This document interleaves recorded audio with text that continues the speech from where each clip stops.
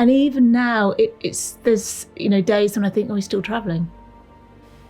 But then when I go up to where he's buried,